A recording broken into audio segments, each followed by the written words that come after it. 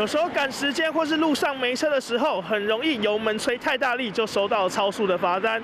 而这一支测速照相机就是去年度全台北市的测速照相王。台北市宽和北路三段葫芦街往北边，因为道路较窄，规条路拢是车，若无减速度的。收到罚单才会心痛。宽和北葫芦街这个测速翕相机已经连续2年是台北市的测速翕相王，规年就开卖32000张罚单，平均一天的违规数量都有87件。以汽车占90%的违规为最多。另外违规的时段，我们另外有再去做查阅。那汽车违规是以中午12点到1点的时间违规是比较多的。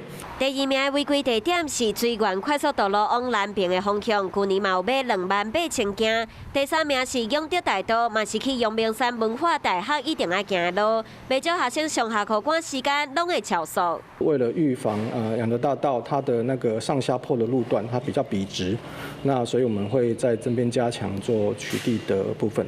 2021年规年，敢若是固定的测速翕相机，以上架金额一件1200来算，已经64亿互国库。不过开钱是小可代志，会使测速翕相机拢是为着道路安全的考虑。一个无细致超速发生意外，这真正是后悔嘛，袂负啊！